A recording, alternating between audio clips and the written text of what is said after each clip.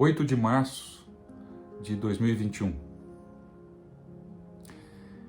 As pessoas devem ser julgadas com base em suas competências ou devem ser julgadas levando-se em consideração questões de gênero ou questões raciais? O que é duplo padrão moral? Fica com a gente.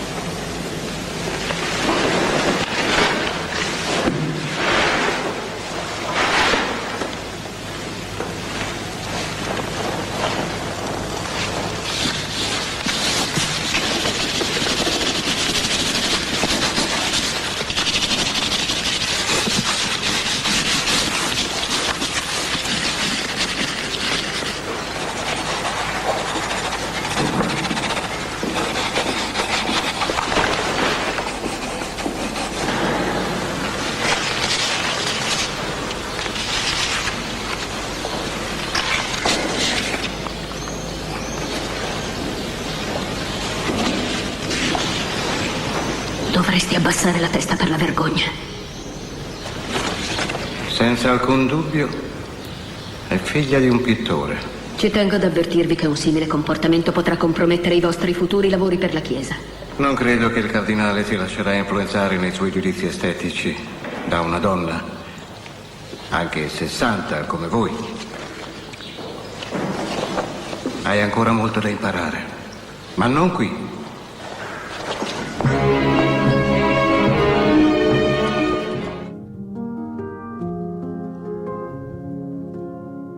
Olá, tudo bem?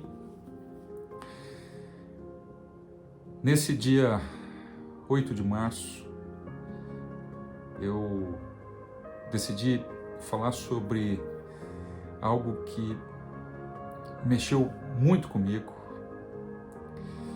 e que representa bem a minha ideia sobre o que eu considero o verdadeiro respeito às mulheres.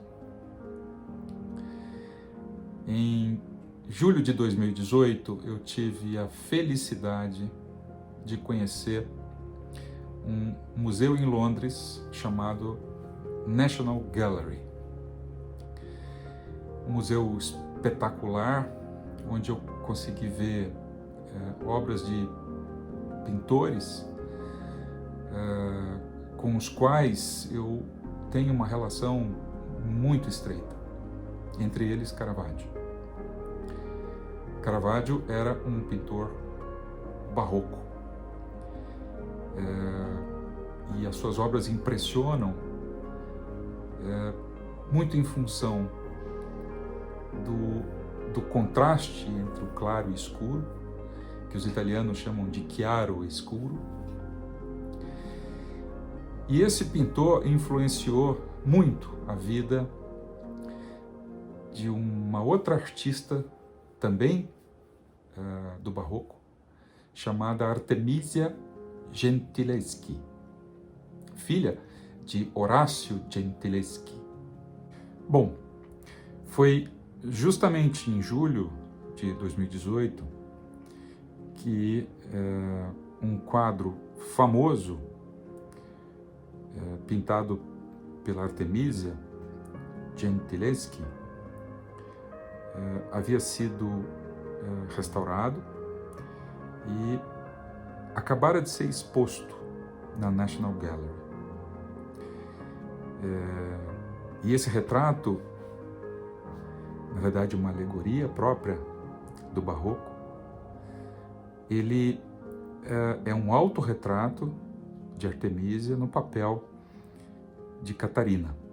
A grande mártir Catarina foi uma notável intelectual no início do século IV.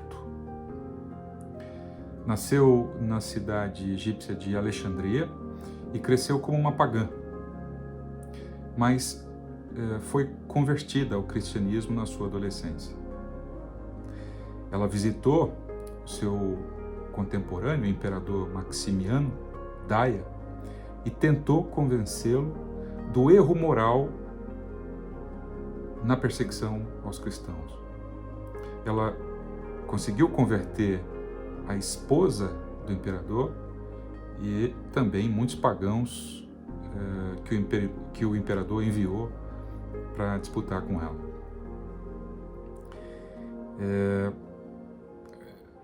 Quando isso aconteceu, o imperador mandou prendê-la até que viessem os 50 maiores sábios da província de Alexandria e a humilhassem por causa da sua argumentação aparentemente simples.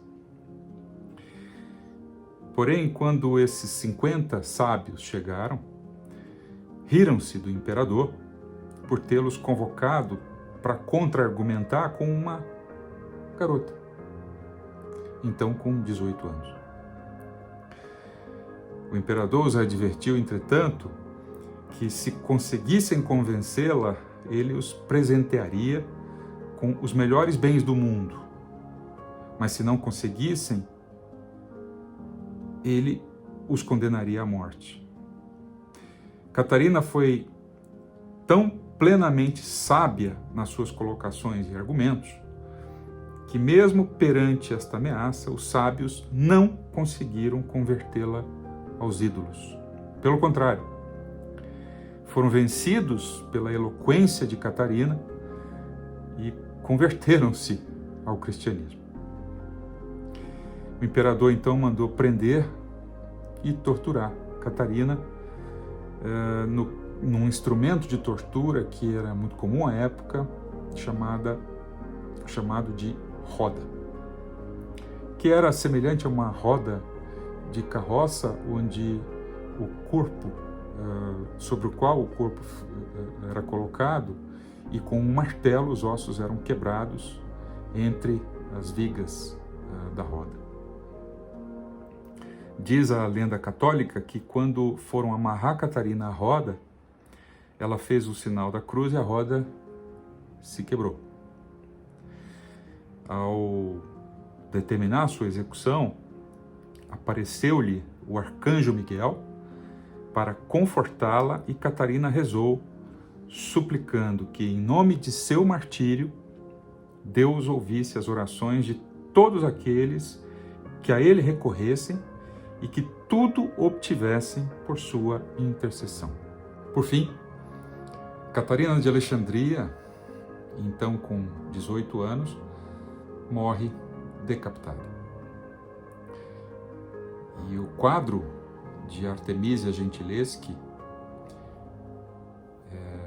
que havia sido restaurado e passara a ser exposto na National Gallery de Londres, justamente na época em que eu a conheci. É um autorretrato de Artemisia no papel de Catarina, ao lado da roda quebrada, o que é uma alegoria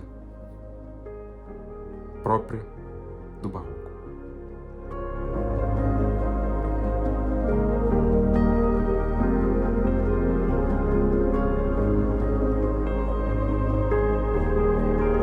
Las mujeres de Artemisia siempre son mujeres fuertes, siempre son mujeres con capacidad de levantar un sofá o una silla, es verdad, con capacidad de hacer una cama, de traer unos hijos al mundo, de darles de comer. No son princesas encerradas en torres con esas minúsculas cinturas que a veces pintan los pintores, que parece que son flores, sí, flores en el campo, pero no, para Artemisia no. En este caso, bueno, esta es Lucrecia, que está a punto de matarse por su honor, pero como veis, lo importante para mí es esa fuerza que tienen estas figuras, una fuerza que está normalmente atribuida a las figuras masculinas, la fuerza y la determinación, el poder, el carácter heroico. Son mujeres heroicas. A maneira que eu encontrei de homenagear as mulheres nesse dia 8 de março, portanto, é falar um pouco sobre a obra de Artemisia Gentileschi. Artemisia é, como eu já disse, uma pintora barroca italiana, considerada hoje uma das mais bem-sucedidas pintoras da sua época. Ela foi incentivada desde a sua infância na pintura por seu pai, que era um famoso pintor natural da cidade de Pisão. Ela se tornou a primeira mulher a ser membro da Academia de Pintura de Florença, na Itália. Muitos de seus temas são de personagens femininas que aparecem em diversas passagens da Bíblia, porém, sua fama como pintora se iniciou com a pintura de autorretratos ou de retratos. Madalena Penitente, pintada cuando Artemisia está en la corte de los Medici, en Florencia, y esto es un retrato de su propia madre, de Sofonisba. Entonces, como vemos, estas dos figuras que parecían estar absolutamente en las antípodas, resulta que no están tan en las antípodas, porque ¿qué es lo que más llama la atención de estas mujeres?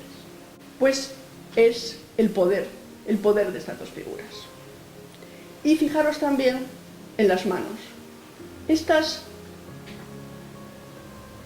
manos no son manos ociosas, no son manos decorativas, no son manos que no agarran nada, sino son manos, en este caso, casi argumentativas. Claramente está indicando su pecho y el rechazo. Aquí no se ve bien, lo que hay aquí, y ella rechaza con su mano, es su propio reflejo en un espejo, otro de los atributos típicos de la Madalena Penitente. Encontramos precisamente elementos de belleza mucho más propios del barroco. Fijaros estos cabellos revueltos, esta expresión casi como de actriz de la figura, con los labios partidos, la mirada perdida, y la gestualización de las manos. Pero sin embargo, fijaros también en el asiento de ambas. El asiento siempre es símbolo del poder. Bien, estos cuadros yo creo que son increíblemente expresivos de una búsqueda de poder, o una reflexión sobre el poder en clave femenina. Son unas mujeres muy dueñas de sí mismas y muy dueñas de su propia historia, de su propia personalidad, las que se presentan al espectador. Son mujeres de las que emana un fuerte poder, una fuerte personalidad. Artemisia foi introduzida à pintura por seu pai, mostrando ter muito mais talento do que todos os seus irmãos. Ela logo aprendeu a desenhar, a misturar as cores e em seguida a pintar, inspirada pelo estilo do pai, bastante centrado no de Caravaggio. No entanto, segundo a própria Wikipedia, a forma como Artemisia trabalhava os temas era diferente de seu pai. Seus quadros eram extremamente naturais, enquanto seu pai idealizava o que retratava. Ao mesmo tempo, Artemisia resistia a se submeter, tanto em atitude quanto psicologicamente, ao estilo idealizador da pintura. Foi assim que os seus trabalhos passaram a ganhar admiradores e reconhecimento. Em 1611, o pai de Artemisia trabalhava com Agostino Tassi para decorar os cofres do Cassino delle Muse, dentro do Palazzo Pallavicini Rospigliosi, em Roma. O pai de Artemisia contratou Agostino para a ensinar em particular e, enquanto lhe dava aulas, Agostino a violentou. Artemisia precisou continuar a ter um relacionamento com Tassi, na esperança de que um casamento com ele viesse a restaurar sua reputação diante da sociedade. Mas ele voltou atrás com a promessa de se casar com ela. 9 meses após o estupro, ou 9 meses após o suposto estupro, a gente vai falar disso daqui a pouco, quando soube que Tassi não se casaria com Artemisia, Orazio Gentileschi prestou queixa contra ele. O principal assunto do julgamento estava relacionado com a virgindade de Artemisia. Se ela não fosse virgem antes do estupro, sua família não tinha direito a prestar queixa. Durante os 7 meses de julgamento, Tassi foi acusado de planejar o assassinato de sua esposa, o que não foi provado, e de ter um envolvimento extraconjugal com a sua cunhada, algo que à época era considerado crime de incesto. No fim, Tassi foi condenado a 1 ano de prisão, mas nunca cumpriu a pena, pois o caso foi revisto e a sua sentença anulada. O que passou no julgamento acabou inspirando a visão feminista de Artemisia, que influenciou, segundo alguns autores, toda a sua arte.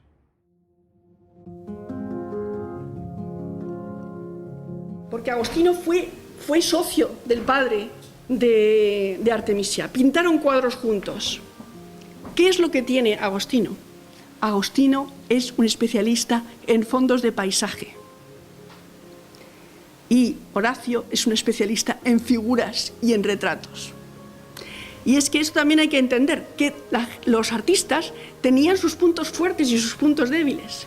Y entonces él puso a su hija bajo el aprendizaje de Agostino para que ella aprendiese a hacer los fondos de paisaje y no necesitase tener él un contacto de fuera, sino que todo quedase en su taller, en la familia. Y quién sabe si eso no hubiese ocurrido, si no hubiese sido violentada Artemisia por Agostino, si se hubiese quedado en el taller de su padre y todos los cuadros de Artemisia, aunque lo dudo, conociendo el carácter de Artemisia, pero bueno, y todos los cuadros de Artemisia estarían todos ahora con el nombre de Orazio Gentileschi y nunca sabríamos qué gran artista había detrás de esos cuadros. Pero el caso es que Agostino la violó y se produjo ese juicio. Y ese juicio arruinó la reputación ¿de quién? ¿De Agostino? No, de Artemisia. Y entonces Artemisia la tuvieron que casar. y la casaron con un pintor florentino, y allí fue Artemisia a Florencia, indignada de la vida de su padre y de todo, y por eso quiso cambiar su nombre. Pero a partir de ese momento en que rompe el cordón umbilical con el taller de su padre, es cuando se establece por su cuenta. Es decir, fijaros qué acontecimiento tan traumático tiene que ocurrir para que esta pintora, por lo demás extraordinaria, vuele por sí misma. Creo que eso nos da la pauta de hasta qué punto era difícil para las mujeres artistas nacidas dentro de un taller de artista establecerse por su cuenta.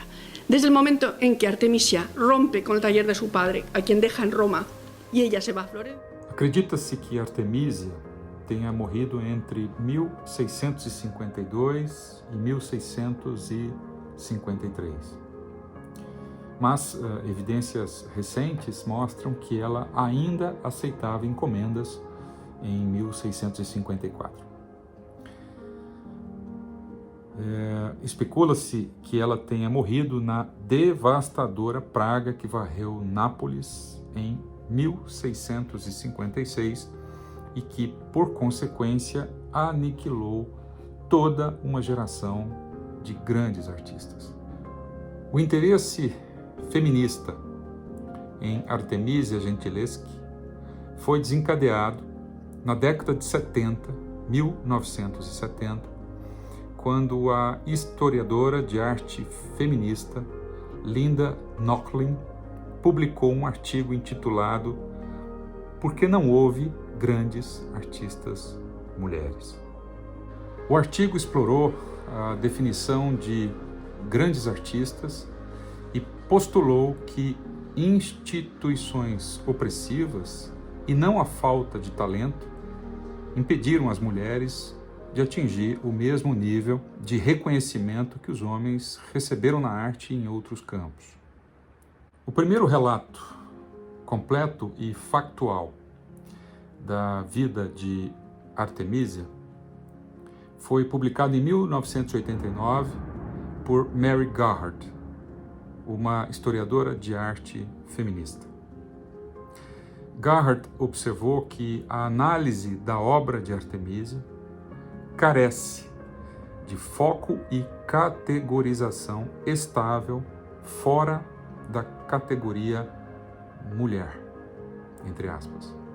Embora Garrard questione se a feminilidade é uma categoria legítima para julgar sua arte.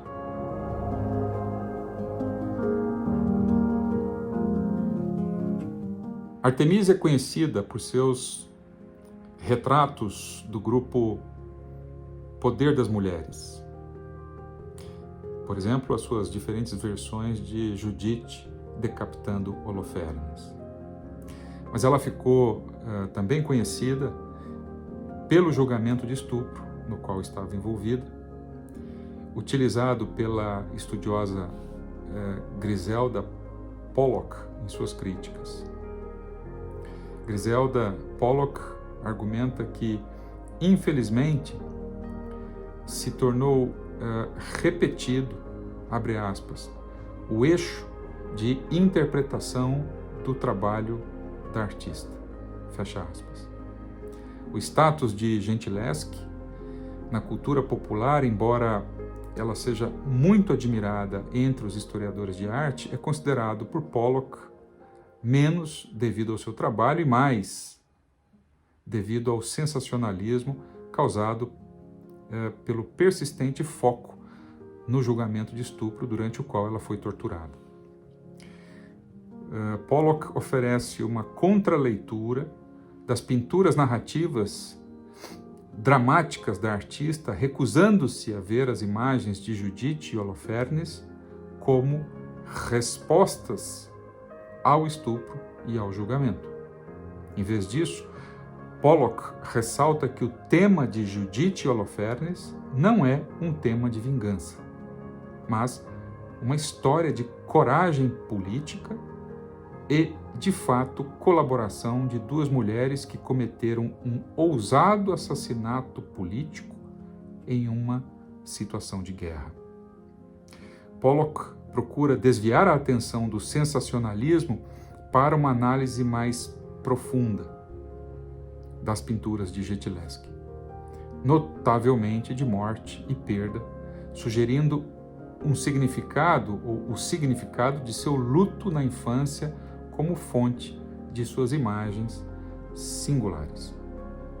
A literatura feminista tende a girar em torno do evento do estupro de Artemisia, retratando-a em grande parte como uma sobrevivente, traumatizada, mas nobre, cujo trabalho se tornou caracterizado por sexo e violência como resultado da sua experiência.